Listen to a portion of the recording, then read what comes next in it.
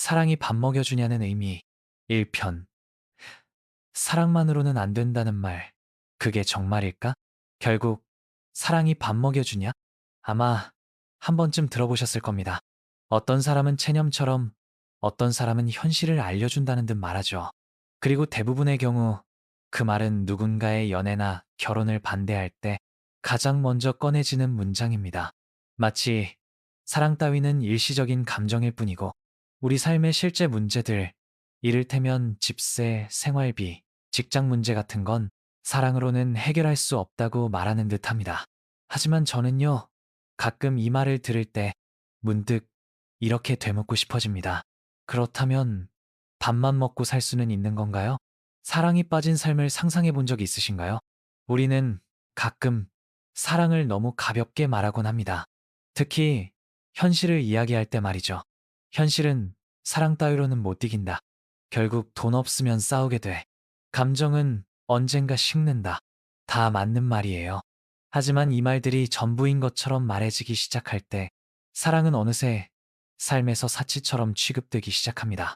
그런데 생각해보면요.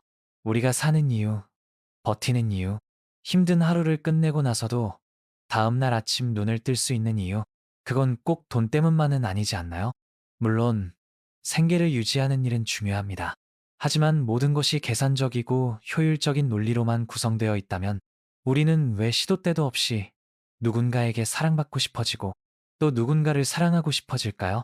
지금 이 영상을 끝까지 보시면 단순히 사랑이 밥 먹여주냐는 질문 뒤에 숨겨진 진짜 의미가 무엇인지, 그리고 그 말을 너무 쉽게 믿고 지나쳤던 우리 안의 감정을 다시 들여다보게 될 겁니다. 그 말을 처음 들었을 때 저도 누군가에게 그런 말을 들은 적 있습니다. 너 지금 사랑한다고 그 사람 붙잡고 있는데 그거 오래 못 가. 결국 현실 때문에 싸우게 돼. 감정으론 안 돼. 그때는 반박할 수 없었어요. 왜냐면 그 말이 너무 이성적이었거든요. 맞는 말 같았어요. 실제로 친구들 중에서도 사랑으로 시작해서 현실 때문에 헤어진 커플들을 숱하게 봤으니까요. 한 친구는 남자친구와 6년을 만났습니다. 취업 준비 시절부터 시작해서 둘 다 직장을 구하고 함께 미래를 설계하던 시기까지. 하지만 결혼을 앞두고 깨졌습니다. 이유는 단순했어요. 한쪽 부모님의 반대, 집안 경제력 차이, 그리고 누적된 피로감. 사랑만으로는 안 되더라. 그 친구는 그렇게 말하며 울었습니다. 그 말이 틀렸다고는 말 못하겠어요. 하지만요, 그 순간 저는 한 가지를 깨달았습니다. 문제는 사랑이 아니라 사랑을 지키기 위한 기술과 환경, 이 부족했던 거예요. 사랑은 감정이 아니라 유지하는 능력. 사랑이 밥을 먹여주지 못할 수는 있습니다. 하지만 밥만 먹고 사는 인생이 얼마나 공허한지 경험해 보신 분들 아마 계실 거예요. 퇴근하고 돌아왔는데 반겨주는 사람도 없고 전화 한 통 할 사람도 없는 밤. 계좌에 돈은 있는데 누구와도 나눌 생각이 들지 않을 때. 그런 날엔 괜히 내가 이러려고 돈 벌었나? 이런 말이 목 끝에 걸리곤 하죠. 우리가 흔히 사랑이 밥 먹여주냐는 말을 듣고 사랑을 포기해버리곤 하지만 사실은 사랑을 어떻게 지켜야 할지 몰라서 그렇게 된 경우가 많습니다. 사랑은 밥을 먹여주지 않습니다. 대신 밥을 함께 먹게 해줍니다. 같은 식탁에 앉아 하루를 나누고 고민을 듣고 서로를 걱정하고 서툴러도 손을 내밀게 해줍니다. 사랑은 문제를 해결하는 열쇠가 아니라 문제를 함께 마주하게 해주는 힘입니다. 현실이라는 말 뒤에 감춰진 두려움. 이야기를 나누다 보면 나는 현실주의자야라고 말하는 사람들이 있습니다. 자신은 감정에 휘둘리지 않고 현실을 정확히 바라보는 사람이라는 뜻이죠. 그런데 그 말 속을 조금만 들여다보면 대부분은 상처받은 경험이 있어요. 예전엔 사랑을 믿었다가 크게 데인 적이 있었거나 혹은 누군가를 오래 기다렸다가 결국 혼자가 된 적이 있었던 거죠. 그래서 다시는 기대하지 않겠다고 다짐해버린 마음. 그게 현실주의자라는 이름으로 포장되기도 합니다. 사랑은 당연히 이상적이고 불완전하며 때로는 말도 안 되는 희생을 요구하기도 합니다. 그렇지만 그런 불완전함을 견디게 해주는 게 인간의 감정이라는 사실, 우리도 알고 있잖아요. 현실을 말하기 전에 그 현실 속에 있는 사람의 마음부터 이해할 수 있어야 비로소 우리가 말하는 현실도 온전히 설득력을 갖게 됩니다. 사랑은 선택이 아니라 태도입니다. 누군가는 이렇게 말하겠죠. 그래도 현실을 무시하고 감정만 믿다간 망한다. 맞는 말입니다. 사랑만 바라보며 무작정 달리는 건 위험한 선택이 될 수 있어요. 하지만 반대로 감정 없이 철저히 계산만으로 이루어진 관계는 오히려 더 빨리 깨지는 경우가 많습니다. 사랑은요, 감정도 아니고 선택도 아닙니다. 그건 살아가는 방식이에요. 힘든 날에도 서로를 배려하고 이해하려는 마음을 포기하지 않고 문제가 생겼을 때 책임을 전가하는 대신 어떻게든 대화로 풀어보려는 자세. 그 모든 것이 모여 지속 가능한 관계가 됩니다. 우리는 자꾸 사랑이 밥 먹여주냐는 질문을 반복하며 사랑을 뭔가 이기적인 감정처럼 치부하지만 실은 사랑을 선택하는 사람이야말로 세상에서 가장 책임 있는 사람일 수 있습니다. 왜냐면요. 감정을 오래 지키기 위해 현실을 감당하려 애쓰는 일이 가장 많은 에너지를 소모하거든요. 돈이 없어서가 아니라 사랑이 사라져서 끝나는 경우 실제로 이혼 사유 1위가 뭔지 아시나요? 경제 문제가 아닙니다. 성격 차이입니다. 그 안을 들여다보면요. 대부분은 소통 단절, 즉 감정의 거리 때문입니다. 돈이 많든 적든 결국 사랑이 사라지고 나면 그 집안은 차가워지기 시작하죠. 서로를 바라보던 시선이 서로를 외면하게 되고 함께하던 식탁이 조용해지고 나면 그곳은 집이 아니라 단지 함께 사는 공간이 됩니다. 그래서 사랑이 밥을 먹여주진 않아도 사랑이 사라지면 밥을 먹을 이유도 함께 살 이유도 사라져버리는 겁니다. 당신에게 묻고 싶습니다. 당신은 지금 어떤 마음으로 그 사람과 함께하고 있나요? 혹시 그 관계를 유지하고 싶지만 현실 때문에 어쩔 수 없어라는 말로 스스로를 납득시키고 있진 않으신가요? 아니면 사랑이 사치처럼 느껴져 애초에 누군가를 만나기를 포기한 건 아닐까요? 그리고 만약 당신 안에 여전히 누군가를 사랑하고 싶은 마음이 있다면 그 감정을 가볍게 넘기지 말아주세요. 사랑이 밥을 먹여주지 않는 건 맞습니다. 하지만 사랑은요, 밥을 함께 먹을 수 있게 합니다. 그리고 그 식탁은 우리가 인생을 살아가는 가장 작은 공동체이자 가장 큰 위로가 되기도 합니다. 잠시 멈춰서 내 안의 감정을 돌아보세요. 당신이 정말 원하는 건 밥인가요?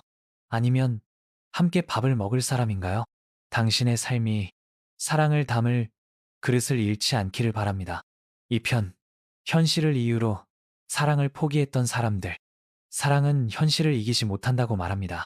그래서 누군가는 사랑을 포기합니다. 그런데요, 정말 그게 현명한 선택이었을까요? 혹은 너무 빨리 손을 놓아버린 건 아니었을까요? 사랑이 밥을 먹여주지 못한다는 이유로 사람들은 때때로 너무 많은 것을 내려놓고 말죠. 하지만 아이러니하게도 그 선택은 삶을 더 가난하게 만들기도 합니다. 마음이 더 외로워지고 더 거칠어지니까요. 이번 이야기를 듣고 나면 당신은 아마 조금 다르게 생각하게 될지도 모릅니다. 사랑을 포기하는 것과 사랑을 지키는데 실패한 것은 다르다는 걸요. 결혼은 현실이야. 그렇게 말하며 떠난 사람. 몇 년 전 제 지인 중 한 사람이 헤어졌습니다. 오랜 시간 연애를 해왔고 주위에서도 결혼할 거라 생각했어요. 하지만 그녀는 정말 갑작스럽게 이별을 통보했습니다. 나는 이 사람과 결혼해서는 안 되는 것 같아. 그 이유는 단순했습니다. 남자가 정규직이 아니었고 부모님의 반대도 있었으며 앞으로 살아갈 미래가 불투명하다는 것. 그녀는 이렇게 말했죠. 결혼은 로맨스가 아니야. 결혼은 현실이야. 그 후 몇 년이 흘렀습니다. 그녀는 잘 사는 것처럼 보였어요. 회사도 다녔고 괜찮은 조건의 사람과 소개팅도 했고요. 그런데 어느 날 술 한 잔의 이야기가 흘러나왔습니다. 사실 아직도 그 사람 꿈을 꿔. 내가 잡았어야 했는데 나는 그 사람과 같이 있을 때가 내가 제일 나다웠던 것 같아. 그녀는 조용히 고개를 떨구며 말했습니다. 나 너무 빨리 손났던 것 같아. 사랑을 포기한 건 감정을 정리해서가 아니다. 우리는 흔히 헤어졌다는 사람들에게 잊었어? 라고 묻곤 합니다. 그 질문 자체가 잘못됐다는 생각 해보신 적 있나요? 사랑을 끝냈다고 해서 감정까지 깔끔하게 없어지는 게 아니거든요. 많은 사람들이 사랑을 포기합니다. 하지만 그 포기란 감정이 끝나서가 아니라 감당할 용기가 부족해서인 경우가 많습니다. 부모님의 반대, 경제적 어려움, 생활의 불안정함, 미래가 보이지 않는다는 압박감, 이런 현실이 두려워 감정보다 이성을 선택했지만 그 이성적인 선택이 정말 자신을 위한 것이었는지는 시간이 지나야 알게 됩니다. 그리고 때로는 너무 늦게 깨닫죠. 사랑하지 않았던 게 아니라 사랑을 지키는 법을 몰랐던 것. 사랑을 포기했던 사람들 중에는 자신을 탓하는 이들이 많습니다. 내가 그때 좀 더 버텼으면, 조금만 용기 냈더라면. 그들의 후회 속에는 공통된 패턴이 있습니다. 사랑이 부족했던 게 아니라 사랑을 지키는 기술이 부족했던 거죠. 우리는 학교에서 수학과 영어를 배우지만 사랑을 유지하는 법, 갈등을 대화로 풀어내는 법, 다른 사람의 세계를 이해하는 법은 배우지 않습니다. 그래서 사랑이 어그러지면 그걸 그냥 끝났다고만 생각하게 됩니다. 사실은 고장난 것뿐인데도요. 시간이 지나야 보이는 것들. 흔히 말하죠. 사람은 잃고 나서야 소중함을 안다고. 근데 단순히 감성적인 표현이 아닙니다. 두뇌의 작동 방식이 그래요. 뇌과학적으로 보면 사람은 상실 이후에 기억을 재구성하게 됩니다. 그때는 감정이 격해져서 안 좋았던 기억이 먼저 떠오르지만 시간이 지나면 좋았던 순간만 선명하게 남습니다. 그래서 이별 뒤에 오는 후회는 더 깊고 날카로워집니다. 사랑을 포기한 그날은 현명한 결정 같았지만 몇 년이 지나고 나면 다시 돌아가고 싶은 시간처럼 느껴지는 거죠. 사람은 사랑 없이도 살 수 있지만 사랑 없는 삶을 오래 견디긴 어렵습니다. 누군가는 말합니다. 혼자 사는 게 편해. 연애 피곤해서 안 해. 사랑은 사치야. 정말 그런 걸까요? 아니면 사랑으로부터 너무 많이 다쳤기 때문에 스스로를 보호하려고 그렇게 말하는 걸까요? 사랑은 분명 피곤합니다. 실망도 하고, 기대가 무너지고, 자존심도 구겨지죠. 하지만 반대로 생각해보면 그런 감정을 느끼게 해줄 존재가 있다는 건 삶을 훨씬 더 풍부하게 만든다는 증거이기도 합니다. 사랑이 없으면요, 삶은 굉장히 단조로워집니다. 어디로 가든, 무엇을 먹든 결국 혼자만의 리듬 속에서 감정의 교류는 점점 메말라갑니다. 우리가 사랑을 포기할 때 잃는 건 상대만이 아니라 나 자신의 감정선 전체입니다. 경제적 여유가 채워주지 못하는 거, 돈이 많으면 당장은 행복해집니다. 편리하고 불안도 덜하죠. 하지만 그것만으로는 외로움이 사라지진 않습니다. 한 조사에 따르면 고소득 전문직 중에서도 가장 외로움을 많이 느끼는 집단은 혼자 사는 40, 50대 남성이었습니다. 그들은 자산은 있었지만 공감해 줄 사람, 감정을 나눌 사람이 없었다고 해요. 사랑은 생존의 필수 요소는 아니지만 인간다움을 유지하게 해주는 가장 본질적인 감정입니다. 현실 때문에 사랑을 포기한 사람 중 많은 이들이 후회하는 이유도 결국 이 본질을 놓쳤기 때문입니다. 사랑이 사라지면 세상도 덜 아름다워진다. 예전에 한 친구가 했던 말이 기억납니다. 같은 길도, 같은 음식도, 같은 음악도 누구와 함께 하느냐에 따라 완전히 달라져. 이 말은 사랑이 어떤 기능을 하는지를 가장 잘 보여주는 문장이었어요. 사랑은 사물을 바꾸지 않습니다. 세상을 더 멋지게 만들지도 않죠. 하지만 사랑이 있을 때 우리는 그 평범한 것들을 특별하게 느끼게 됩니다. 그게 사랑이 갖는 심리적 증폭력이에요. 그래서 사랑을 잃는다는 건 그 감정을 증폭시켜주던 필터를 잃는 것과도 같습니다.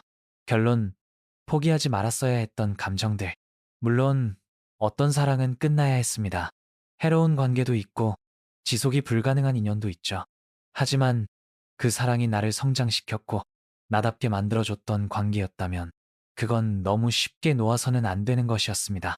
현실이 이유가 될 순 있지만 그 현실 속에서도 어떻게든 마음을 지킬 방법을 우리는 배워야 합니다. 진짜 후회는 감정이 아니라 내가 스스로를 속였던 순간들에서 옵니다. 당신은 사랑을 포기했던 적이 있나요?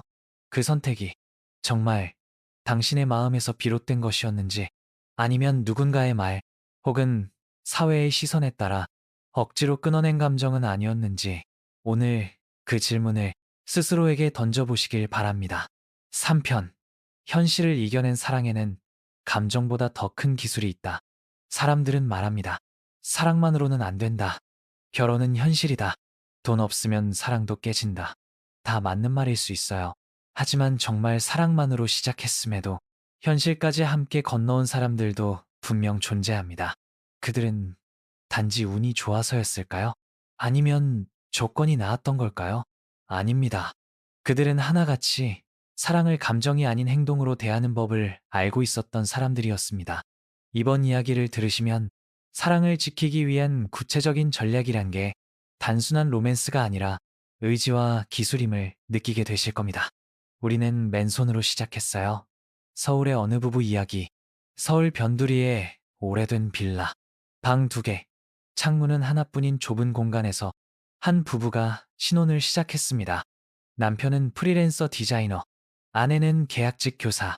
둘 다 안정적이지 않았고 경제적으로 넉넉한 배경도 없었어요. 결혼을 앞두고 주위에서는 걱정이 컸습니다. 너무 일찍 결정하는 거 아니야? 조금 더 돈 모으고 해도 늦지 않아. 결혼은 현실이라니까. 하지만 그들은 결혼을 강행했고 대신 현실을 함께 돌파하는 방식을 선택했습니다. 신혼 초엔 외식 한 번 안 하고 밥솥 하나로 죽과 밥을 번갈아 해 먹었고 데이터 요금이 아까워 와이파이 잡히는 곳만 찾아다녔습니다. 그럼에도 그들은 자주 웃었고 싸워도 금세 풀었. 무언가를 결정할 땐 항상 둘이 함께 앉아 이야기했습니다. 아내가 말했어요. 돈은 없었지만 불안하지 않았어요. 내가 혼자가 아니란 걸 알았으니까요. 지금 그들은 맞벌이를 하며 조금 더 넓은 집으로 이사했고 우리가 맨손으로도 이렇게 살 수 있다는 걸 증명하고 싶었다고 말합니다. 감정은 시작이지만 관계는 기술로 유지된다. 심리학자 존 가트맨 박사는 40년간 수천 쌍의 부부를 분석하며 이혼을 예측할 수 있는 공식을 만들었습니다. 그에 따르면 관계 유지의 핵심은 갈등이 생겼을 때 그것을 다루는 태도에 달려 있습니다. 즉, 갈등이 생기는 것 자체는 문제가 되지 않지만 그 갈등을 무시하거나 서로를 비난, 경멸, 방어, 회피로 대응하면 그 관계는 무너지기 시작합니다. 사랑을 오래 지켜낸 사람들의 공통점은 갈등을 없애려 하지 않고 함께 다루려는 연습을 계속한다는 점입니다. 그들은 사랑이 위태로운 순간마다 도망치기보다 마주했고 상대의 결핍을 공격하기보다 이해하려고 노력했습니다. 그 차이가 사랑을 지키는 힘이 되었습니다. 그 사람은 내 전부가 아니에요. 하지만 내 일부예요. 한 중년 부부의 인터뷰가 인상적이었습니다. 30년을 함께 살아온 부부에게 기자가 물었습니다. 30년 동안 어떻게 싸우지 않고 지내셨나요? 그때 아내가 웃으며 말했어요. 싸우죠. 자주요. 그런데 저는 그 사람한테서 모든 걸 기대하지 않아요. 이 부분은 서로에게 모든 것을 기대하기보다는 각자의 삶도 중요하게 여기는 균형을 지켜왔습니다. 부부 사이에 너무 큰 기대와 의존이 쌓이면 실망도 그만큼 커지고 감정은 금세 상처로 바뀝니다. 사랑을 오래 유지한 사람들은 상대를 내 전부가 아닌 나와 함께 성장하는 동반자로 보는 시선을 가집니다. 그 시선이 바로 갈등 속에서도 존중을 지킬 수 있는 이유가 되죠. 현실은 가끔 잔인하지만 마음은 방법을 만든다. 사랑을 유지하기 어렵게 만드는 현실은 정말 많습니다. 경제적 문제, 직업의 불안정, 부모의 반대, 거주지 문제, 출산 고민, 육아 부담. 하지만 그 모든 현실이 사랑을 반드시 끝내야 하는 이유가 되는 건 아닙니다. 중요한 건 이 문제를 함께 풀 의지가 있는가 하는 점입니다.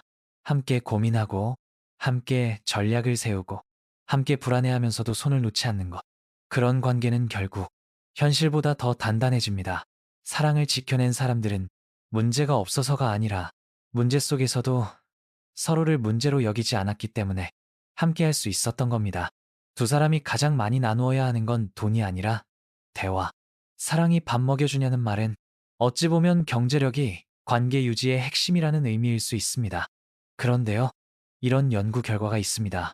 돈으로 갈등이 시작된 커플보다 대화를 안 해서 멀어진 커플이 훨씬 많다.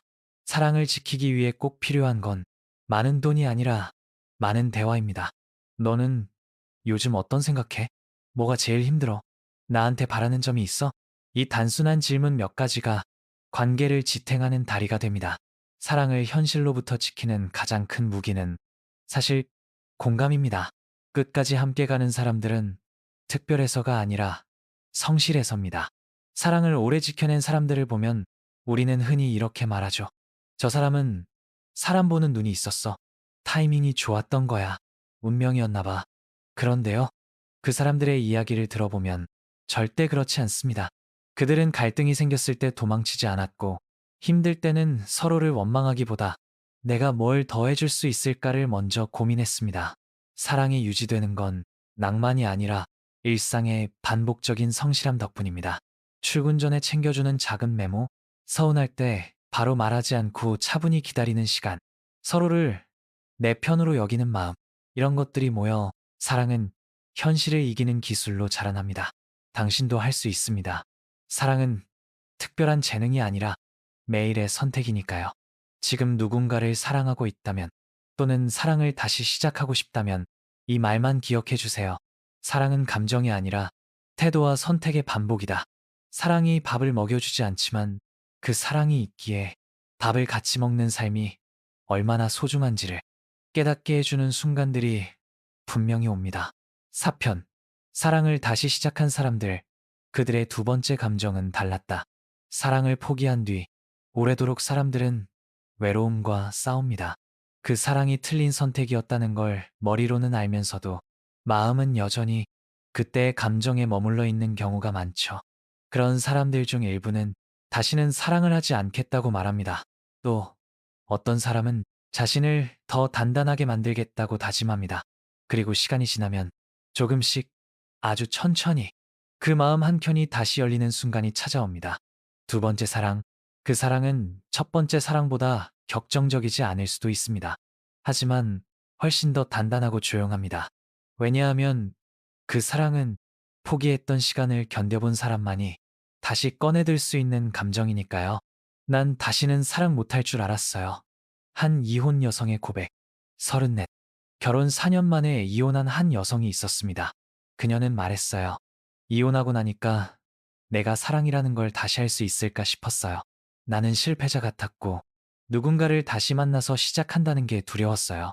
처음엔 새로운 사람을 만나도 경계심이 컸습니다. 연락이 늦으면 불안했고 작은 행동에도 과거의 상처가 겹쳐졌죠. 하지만 어느 날 자신이 정작 사랑이 아니라 사랑할 수 없는 자신에게 갇혀 있다는 걸 깨닫습니다. 사랑은 다시 오지 않는 게 아니라 내가 문을 잠궈 놓고 있었던 거더라고요. 그녀는 두 번째 사랑을 시작했습니다. 그 사랑은 이전보다 훨씬 느리고 조심스러웠지만 그만큼 진심이 담겨 있었습니다. 이번엔 내가 완전하지 않아도 괜찮다고 말해주는 사람이었어요. 그래서 저도 용기 낼 수 있었죠. 사람은 사랑 없이도 살아가지만 사랑 없이 살아내는 일은 늘 고단합니다. 두 번째 사랑은 첫사랑처럼 맹렬하지 않습니다. 하지만 그 안엔 한 번 무너졌던 감정에 대한 경외심이 담겨 있어요. 사람은 상처를 겪고 나면 자신을 보호하는 기술이 생깁니다. 하지만 그 기술은 때때로 감정까지 차단해버리곤 하죠. 그래서 진짜 용기는 다시 사랑을 시작하는 것에 있습니다. 한 번 부서졌던 마음으로 다시 누군가를 신뢰하고 다시 함께 미래를 그려보고 다시 나의 결을 드러내는 일. 그건 단지 감정이 생겨서가 아니라 살고 싶기 때문에 시작되는 일이에요. 두 번째 사랑은 결핍을 메우는 것이 아니라 성장을 나누는 것. 처음 사랑을 할 땐 서로의 부족함을 채워주려 합니다. 나는 이게 없는데 저 사람이 그걸 가졌으면 좋겠어. 나는 이렇게 부족한데 저 사람은 나를 채워줄 수 있을까? 그런데 두 번째 사랑을 할 땐 기준이 달라집니다. 나는 이만큼 자랐어. 이걸 나눌 수 있는 사람이면 좋겠어. 나도 여전히 불안하지만 같이 견딜 수 있는 사람이었으면 해. 두 번째 사랑은 결핍을 덮는 관계가 아니라 성장을 공유하는 관계입니다. 그래서 더 조심스럽고, 그래서 더 깊고, 그래서 더 오래 갑니다. 첫 번째 사랑은 운명처럼 오고, 두 번째 사랑은 선택처럼 온다. 누군가를 만나고 마음이 끌릴 때, 그건 설명할 수 없는 감정입니다. 첫사랑이 그렇죠. 타이밍, 분위기, 시선, 마치 운명처럼 모든 게 맞아떨어진 것처럼 느껴지곤 합니다. 하지만 두 번째 사랑은 다릅니다. 그건 감정보다 선택입니다. 한 번 마음이 깨진 사람은 아무에게나 다시 마음을 주지 않아요. 자기 자신을 더 오래 바라봤고 감정의 본질을 더 잘 알게 되었기 때문이죠. 그래서 두 번째 사랑은 훨씬 더 신중하고 훨씬 더 인간적이며 훨씬 더 아름답습니다. 나는 그저 다시 누군가와 저녁을 먹고 싶었어요. 어느 중년 남성의 이야기, 50대 중반의 남성, 아내와 사별한 지 6년째였습니다. 그는 말했어요. 나는 외롭지 않았어요. 그냥 조용했어요. 근데 너무 오랜 시간 아무 말 없이 밥을 먹다 보니까 문득 누군가와 다시 저녁을 먹고 싶어지더라고요. 그는 연애를 다시 시작했습니다. 그리고 말했습니다. 사랑이란 단어가 거창하게 느껴졌어요.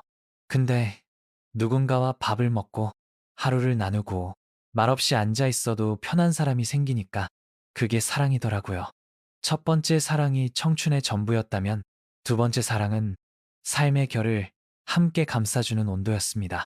다시 사랑을 시작한 사람들의 공통점, 완벽하지 않아도 괜찮다는 신뢰. 다시 사랑을 시작한 사람들은 자신이 완벽해졌기 때문에 사랑을 시작한 게 아닙니다. 오히려 완벽하지 않아도 괜찮은 관계는 있다는 걸 믿게 되었기 때문에 용기 낼 수 있었던 겁니다. 그들은 더 이상 사랑이 밥 먹여주냐는 말에 흔들리지 않습니다. 왜냐하면 알고 있으니까요. 사랑이 밥을 먹여주진 않지만 사랑은 밥을 함께 먹게 해준다는 걸. 그리고 그 밥 한 끼를 누군가와 함께 나누는 삶이 얼마나 따뜻한지를 이미 알아버렸기 때문입니다. 당신은 지금 다시 누군가를 사랑할 준비가 되어 있나요? 한번 사랑에 실패했다고 해서 다시는 사랑하지 않아도 되는 건 아닙니다. 한 번 무너졌다고 해서 내 감정이 틀렸다는 뜻도 아니고요. 오히려 그 감정을 견뎌낸 당신은 이제 더 깊은 사랑을 할 수 있는 사람입니다. 지금도 누군가를 다시 만나고 싶은 마음이 있다면 그 마음을 부끄러워하지 마세요. 다시 사랑을 시작한다는 건 다시 삶을 믿는다는 뜻이니까요. 5편. 사랑이 없는 삶은 마음부터 메말라간다. 당신이 마지막으로 누군가에게 진심 어린 감정을 느꼈던 순간은 언제였나요? 누군가와 마음을 주고받았던 그때, 그저 말없이 함께 있었던 그 시간, 하루의 끝에서 잘 자라는 한마디가 당신을 얼마나 따뜻하게 감싸줬는지를 아직 기억하시나요? 우리는 바쁘게 살다 보면 사랑 없이도 사라진다고 생각하게 됩니다. 감정이 사치처럼 느껴지고 마음은 뒤로 밀려납니다. 하지만 사랑이 없는 삶은 눈에 보이지 않게 조금씩, 아주 조금씩 우리를 메마르게 만듭니다. 그리고 어느 순간 이유 없이 지쳐있는 나를 발견하게 됩니다. 왜 이렇게 무기력할까? 이유 없는 공허감의 정체. 직장도 있고, 친구도 있고, 할 일도 있습니다.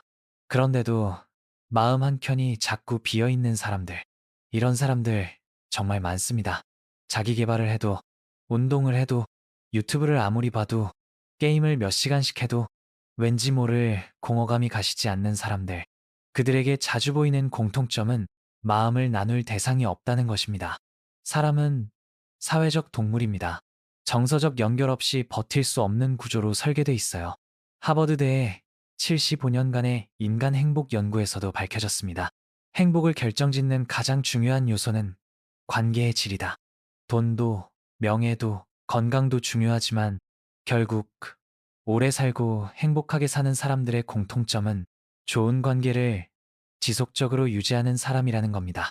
감정의 무게가 사라질 때 우리는 스스로를 잃기 시작한다. 사랑 없는 삶이 위험한 건 단지 외롭기 때문이 아닙니다.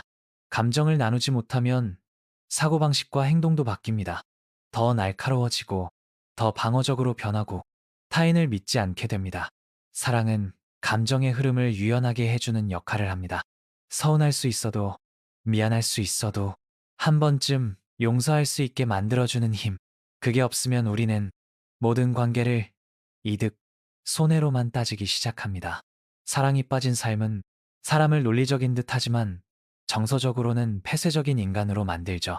공허함은 정서적 단절에서 시작된다. 하루 일과를 마치고 집에 돌아와 누군가에게 이렇게 말할 수 있는 순간, 오늘 너무 힘들었어. 나 진짜 이 일하기 싫더라. 그냥 네 목소리 듣고 싶었어. 이 몇 마디가 삶을 얼마나 지탱해주는지 경험해 본 사람은 압니다. 사랑이 없는 삶에서는 이런 말들이 사라집니다. 말을 아끼게 되고 감정을 표현하지 않게 되며 점점 더 무표정한 하루를 반복하게 됩니다. 사랑이 없는 삶이 무서운 이유는 감정을 나눌 수 있는 기회조차 점점 사라지기 때문입니다. 그리고 그 상태가 오래 지속되면 마음은 차갑게 식어버리고 사람을 믿는 힘도 약해지게 됩니다. 사랑은 삶의 이유를 만들어줍니다. 가끔 이런 생각 해보셨나요? 내가 왜 이렇게 열심히 살고 있는 거지? 아침 일찍 일어나고, 출근하고, 버티고, 견디고, 그런데 정작 삶의 의미는 잘 떠오르지 않을 때, 그럴 때 우리가 흔히 빠지는 오해는 내가 무능해서라는 자책입니다. 하지만 실제로는 정서적 동기, 즉, 사랑과 연결의 이유가 사라졌기 때문인 경우가 많습니다. 누군가를 좋아하고 그 사람이 웃는 걸 보고 싶고 그 사람과 더 나은 미래를 그리고 싶어서 오늘 하루를 더 나아지게 만들고 싶은 마음. 그게 삶을 움직이는 진짜 동력입니다. 마음이 메마르면 사람도 메마릅니다. 어느 40대 남성의 상담 사례가 있었습니다. 그는 평범한 직장인이었고 겉보기엔 모든 게 괜찮아 보였습니다. 그런데 늘 무기력했고 일에 집중이 안 됐고 감정도 무뎌졌다고 했죠. 그에게 상담사는 이렇게 물었습니다. 요즘 누구와 감정을 나누세요? 그는 한참을 생각하더니 아무도 없다고 대답했습니다. 그때 상담사가 조용히 말했죠. 지금 당신은 감정적 기아 상태입니다. 몸은 먹고 있지만 마음은 굶고 있어요. 사랑이 없으면 인정받고 싶은 욕망이 왜곡된다. 사람은 누구나 인정받고 싶은 욕망이 있습니다. 그건 건강한 본능이죠. 그런데 사랑이 사라지면 그 인정 욕구가 이상하게 발현됩니다. 예를 들어 SNS에서의 과도한 비교, 끊임없는 경쟁, 공허한 성과 집착, 사람들의 시선에 휘둘리는 삶. 이 모든 건 사실 사랑받고 싶다는 감정이 다른 형태로 왜곡된 결과입니다. 진짜 사랑이 있다면 굳이 그렇게까지 애쓰지 않아도 됩니다. 왜냐하면 있는 그대로의 나를 인정해주는 사람이 곁에 있다는 건 세상의 평가보다 훨씬 더 강력한 힘이기 때문입니다. 당신이 아무 이유 없이 지쳐 있다면, 만약 지금 당신이 별일 없는데도 지쳐 있고 모든 게 무의미하게 느껴진다면 그건 감정이 고갈된 신호일지도 모릅니다. 당신 안의 사랑이 너무 오래 닫혀 있었을 수도 있어요. 누구에게도 감정을 드러내지 않고 속마음을 말하지 않고 그저 무언가에 버텨야만 한다고 느끼는 삶. 그건 정말 위험한 상태입니다. 마음은 식지 않도록 따뜻한 연결이 필요합니다. 사랑이 꼭 연애여야 할 필요는 없어요. 가족, 친구, 반려동물, 혹은 스스로에 대한 애정도 좋습니다. 단지 누군가에게 마음을 표현하고 받아들이는 그 순간이 있어야 삶은 다시 숨을 쉽니다. 결론. 사랑이 밥은 먹여주지 않지만 사랑이 없으면 마음이 굶습니다. 우리는 종종 살기 위해 돈이 필요하다고 말하지만 살아있는 느낌을 주는 건 감정의 연결입니다. 밥을 먹을 수는 있어도 함께 밥을 나눌 사람이 없다면 그건 생존이지 삶이 아닙니다. 사랑은 단지 연애가 아니라 우리가 인간으로 살아가는 이유입니다. 지금 당신이 조금이라도 무기력하고 조금이라도 외롭고 조금이라도 불안하다면 마음속에 이렇게 물어보세요. 내가 지금 누군가와 감정을 나누고 있는가? 6편. 감정이 무너진 사람은 어떻게 다시 사랑을 느끼게 될까? 사랑이 없던 시간이 길어지면 우리는 점점 익숙해집니다. 조용한 침묵에, 감정 없는 하루에, 혼자서 밥을 먹는 일에, 처음엔 어색했지만 점점 아무렇지도 않게 느껴지죠. 심지어 이런 생각도 들곤 합니다. 이제 나는 누군가를 다시 좋아할 수 있을까? 그 감정을 다시 느낄 수는 있을까? 한동안 아무도 만나지 않았고 누구에게도 마음을 열지 않았던 사람이라면 이 질문은 더 깊고 무겁게 다가옵니다.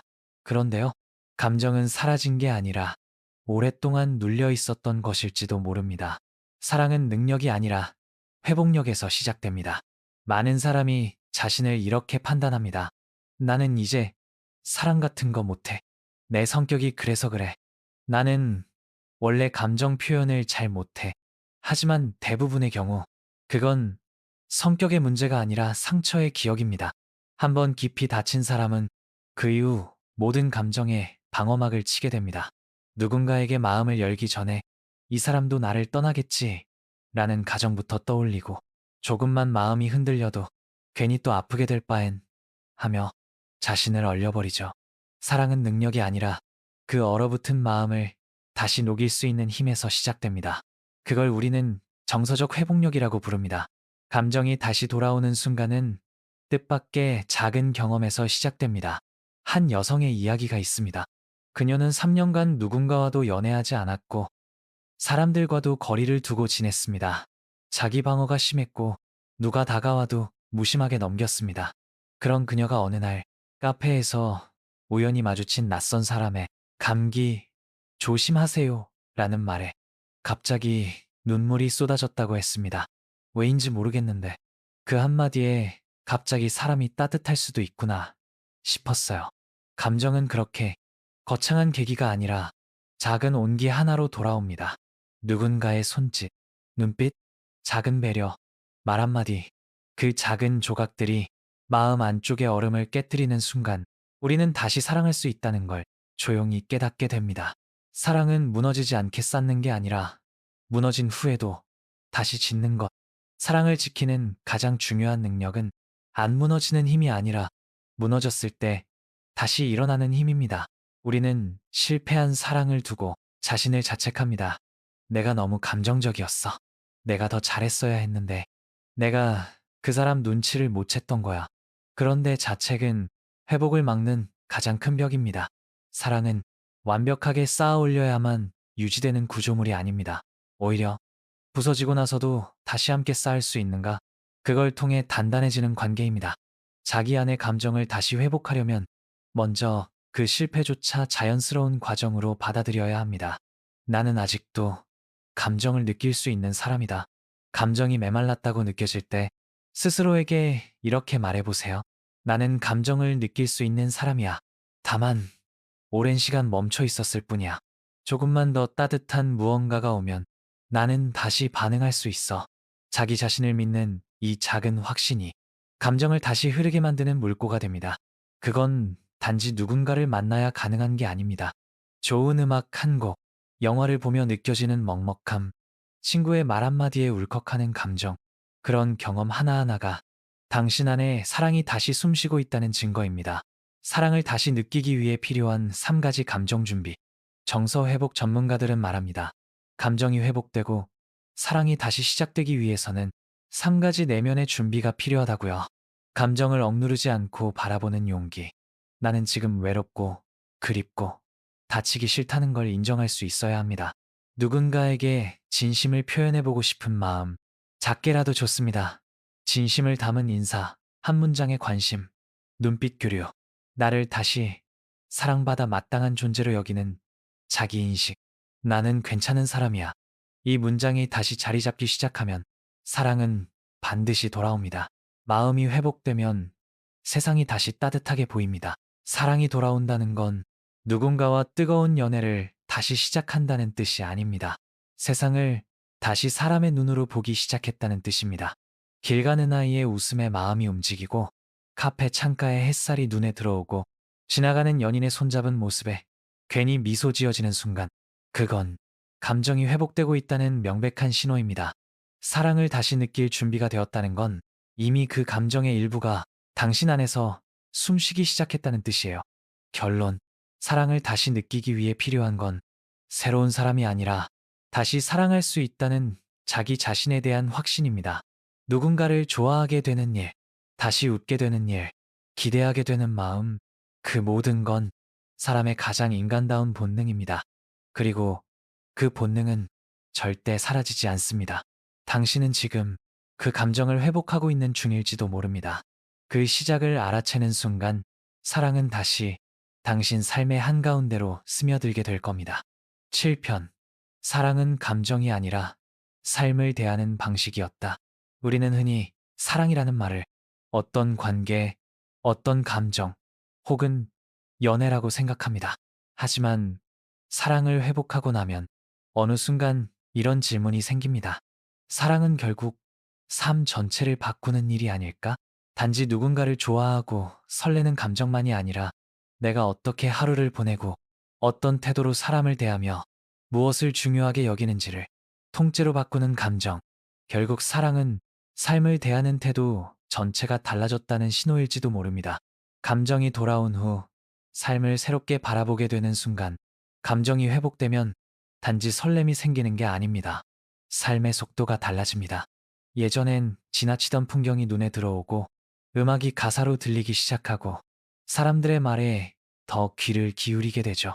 이건 단지 감정이 살아난 게 아니라 삶을 감각적으로 다시 느낀다는 뜻입니다. 사랑이 돌아왔다는 건 누군가를 사랑하게 됐다는 뜻만이 아니라 내가 나의 하루에 더 애정을 가지기 시작했다는 것이에요. 사랑은 나를 바꾸는 감정이다.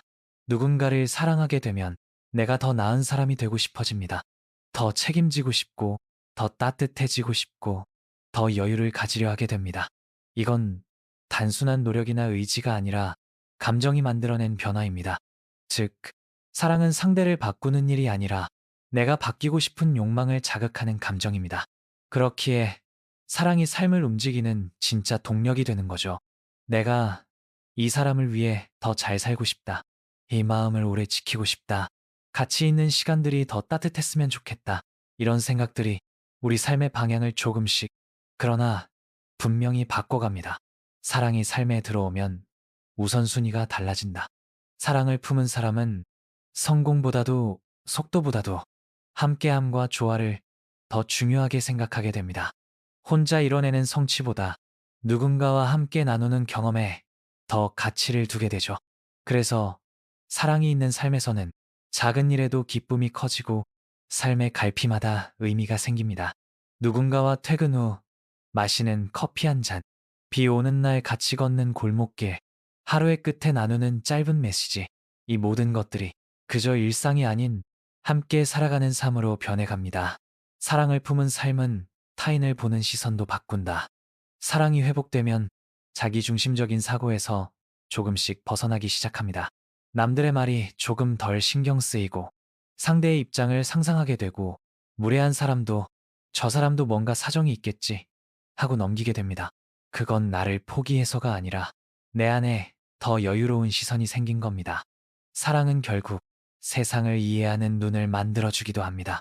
그 눈은 단단하면서도 부드럽고 현실적이면서도 따뜻하죠. 사랑이 밥은 못 먹여줘도 삶을 맛있게 만들어준다. 우리는 늘 사랑이 밥 먹여주냐는 말을 현실적인 기준으로 해석합니다. 하지만 이렇게 바꿔 말해볼 수 있습니다. 사랑이 없다면 그 밥을 왜 먹는지 모를 수도 있어요.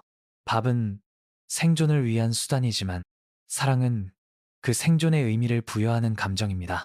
한 끼를 함께 먹는 이유, 일을 하는 이유, 미래를 설계하는 이유, 그 모든 것에 사랑이 부여하는 온도는 실제로 삶의 질을 크게 바꿔줍니다. 사랑이 있는 삶이란 말은 더 이상 로맨스가 아니다. 사랑이라는 말을 꺼내면 사람들은 흔히 연애나 결혼만을 떠올립니다. 하지만 사랑이란 단어는 그보다 훨씬 더 넓고 깊은 의미입니다. 그건 삶을 감싸는 온도이고 자기 자신을 대하는 태도이며 타인을 존중하는 방식입니다. 사랑이 돌아온 사람은 비로소 자기 삶을 더 잘 돌보게 됩니다. 오늘은 나를 좀 더 아껴줘야겠다. 내가 지금 나를 좀 몰아붙이고 있구나. 이 사람과 있는 시간이 참 소중하구나. 그런 사소한 자각들이 삶 전체를 달라지게 만드는 변화의 시작점입니다. 결론.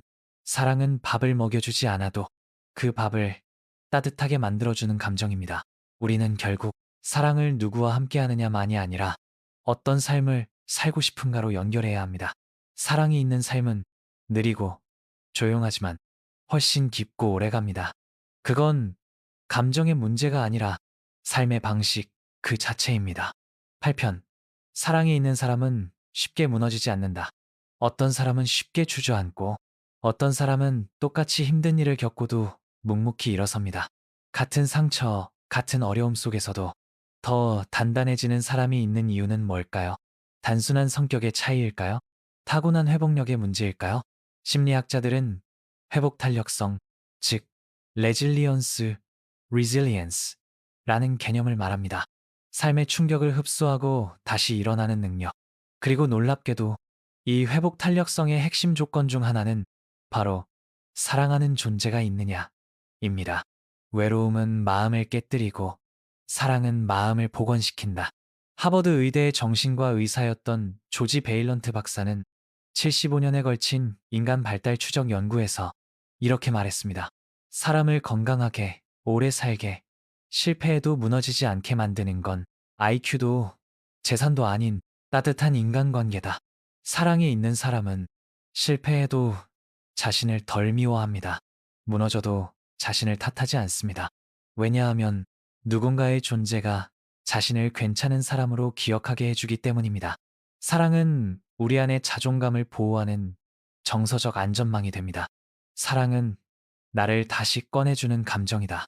삶이 무너졌다고 느껴지는 순간 일이 안 풀리고 인간관계가 틀어지고 심지어 내 인생 전체가 의미 없게 느껴질 때 그 순간에 야, 괜찮아.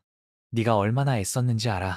라고 말해주는 단 한 사람이 있다면 그건 삶이 다시 살아나는 결정적 조건이 됩니다.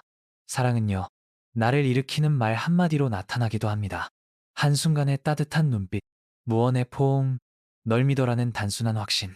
그런 감정이 무너진 삶에서 나를 다시 꺼내주는 겁니다. 실패를 견디는 힘은 혼자서 생기지 않는다. 우리는 흔히 말합니다. 강한 사람은 혼자서도 잘 버텨. 멘탈이 단단해야 세상을 살아. 그런데 이건 절반만 맞는 말입니다. 정말 단단한 사람들은 혼자 버티는 법을 배운 게 아니라 누군가와 감정을 나누는 법을 배운 사람들입니다. 그들은 감정을 억누르기보다 누군가에게 털어놓고 기댈 줄 알고 같이 울 줄 압니다. 사랑은 그런 사람을 만들어줍니다.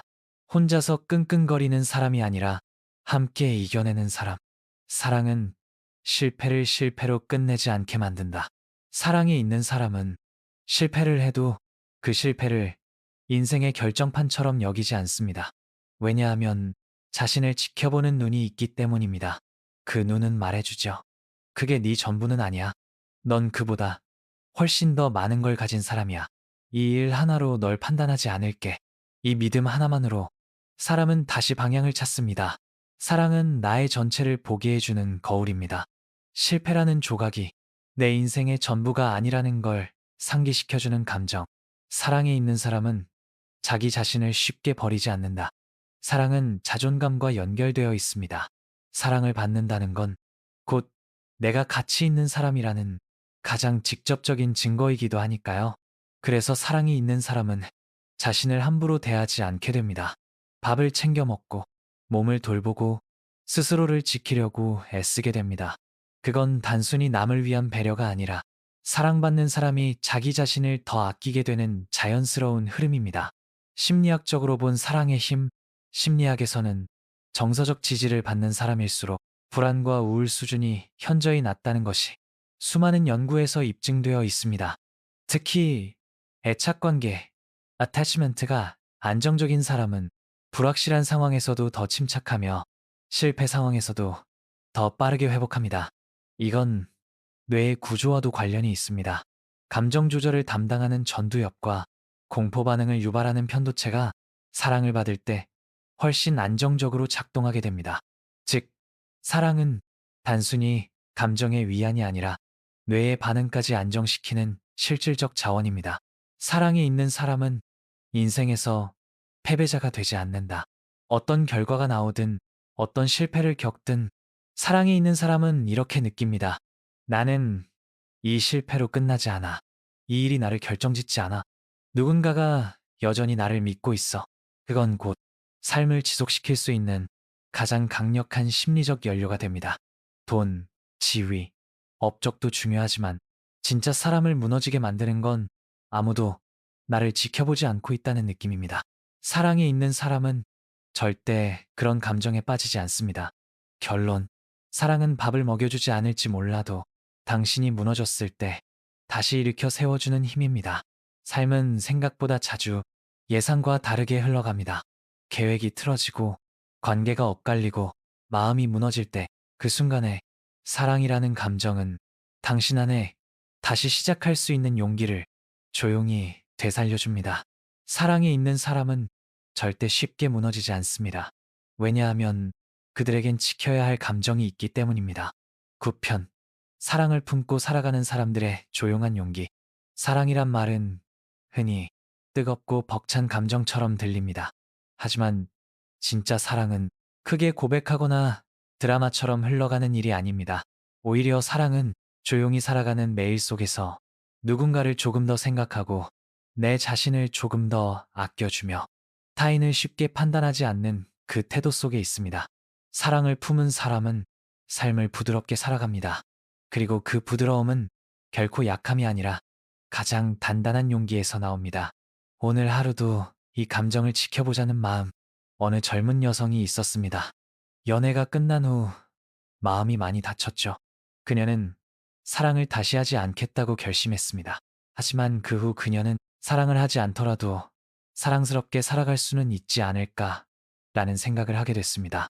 그래서 출근길에 마주치는 경비 아저씨에게 좋은 하루 되세요라고 인사하기 시작했고, 지하철에서 누군가에게 자리를 양보했으며 스스로에게 매일 아침 이렇게 물었습니다. 내가 오늘 누군가에게 따뜻할 수 있는 방법은 뭐지? 그녀는 말했습니다. 그렇게 살아가다 보니 언젠가 내 안에 무언가가 조용히 회복되기 시작했어요. 사랑이라는 게 꼭 누군가에게 받는 감정만은 아니더라고요. 사랑을 품고 사는 사람은 사람을 쉽게 미워하지 않는다.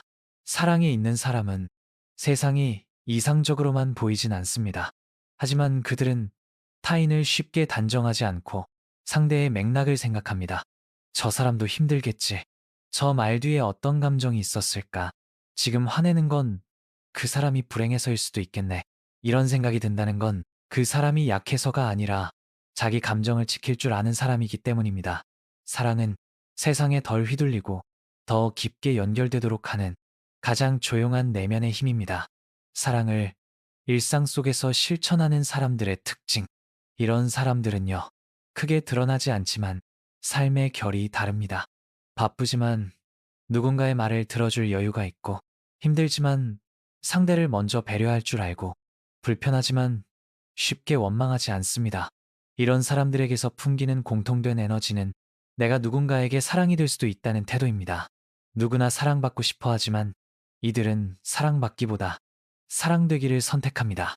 그리고 그런 사람은 자신의 삶까지도 따뜻하게 만들어갑니다. 나부터 사랑스럽게 살기로 했습니다. 심리상담사 한 분의 인터뷰가 기억납니다.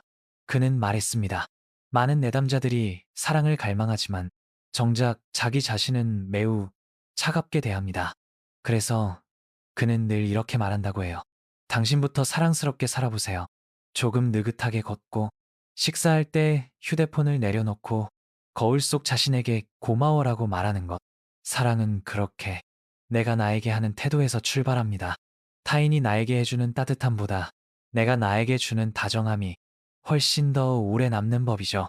진짜 용기는 하루하루를 사랑스럽게 살아내는 것. 우리는 종종 용기라고 하면 거창한 행동을 떠올립니다.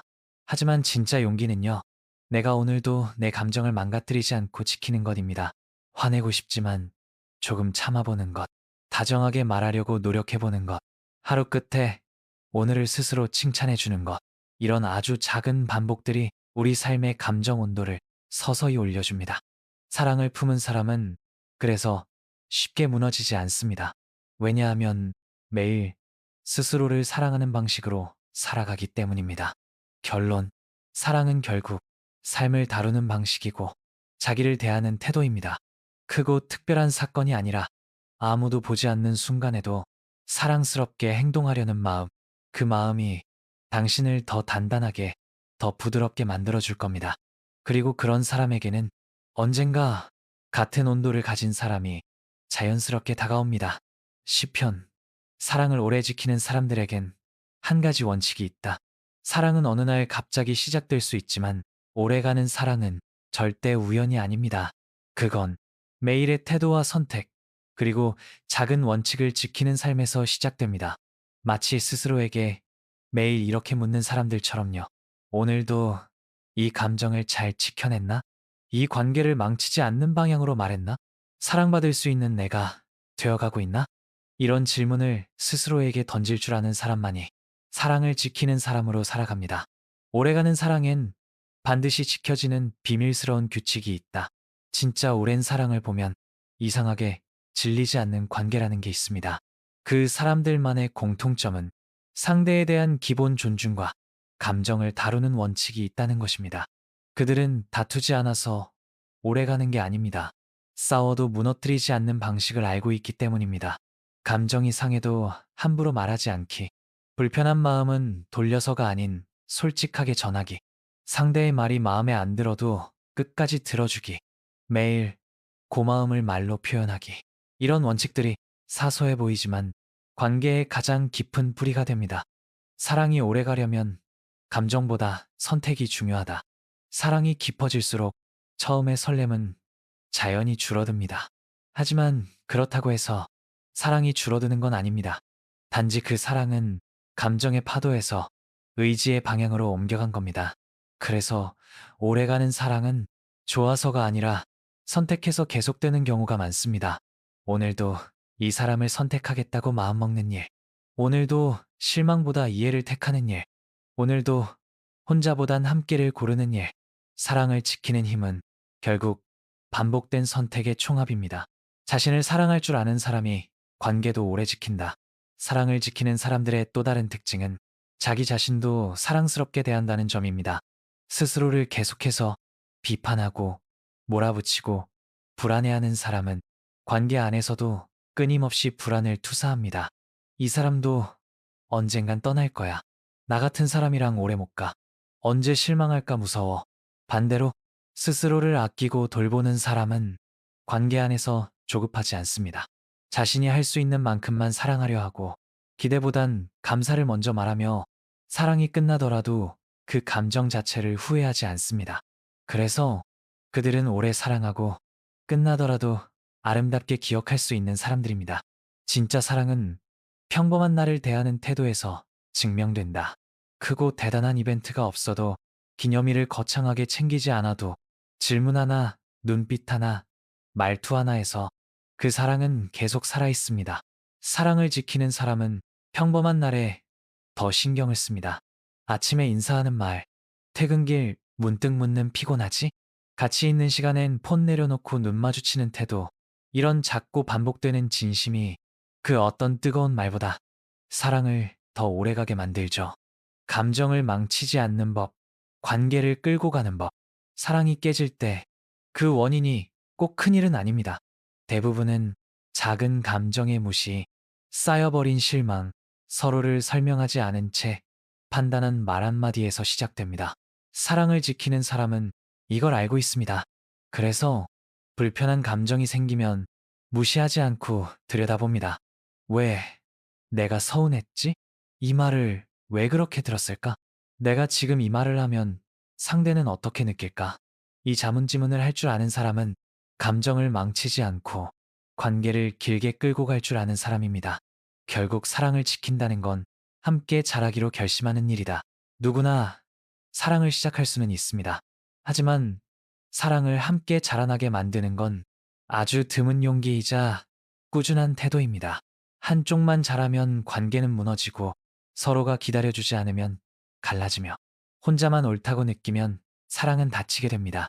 그래서 사랑은 결국 우리가 함께 같은 방향으로 성장하고 있느냐는 질문으로 이어집니다. 오래 사랑하는 사람들은 서로가 서로의 거울이 되기를 선택합니다. 그리고 때로는 아프게, 때로는 다정하게 서로를 성장하게 만들죠. 결론, 사랑이 밥을 먹여주진 않지만 사랑이 있는 사람은 밥을 나눌 이유를 잊지 않는다. 사랑을 오래 지킨 사람들에겐 언제나 한 가지 공통된 태도가 있습니다. 나는 이 감정을 지킬 가치가 있다고 믿는다. 그리고 그 믿음 하나로 삶 전체를 더 조심스럽게, 더 진심으로 살아갑니다. 사랑이 현실을 책임질 수 없다고 말하는 사람도 있겠지만 사랑이 삶을 책임질 태도를 만들어준다는 걸 그들은 보여줍니다. 지금 사랑을 하고 있다면 혹은 언젠가 하고 싶다면 이 말을 마음속에 남겨두세요. 사랑은 내 감정이 아니라 내가 살아가고 싶은 방식이다. 그리고 그 방식으로 사는 사람은 언젠가 삶 전체를 따뜻하게 감싸줄 사랑을 만나게 됩니다. 이제 당신의 사랑은 받는 것이 아니라 지켜내는 것이 되길 바랍니다. 지금까지 함께 걸어와 주셔서 감사합니다. 이제 당신 안의 사랑을 당신의 방식으로 살아가 보세요.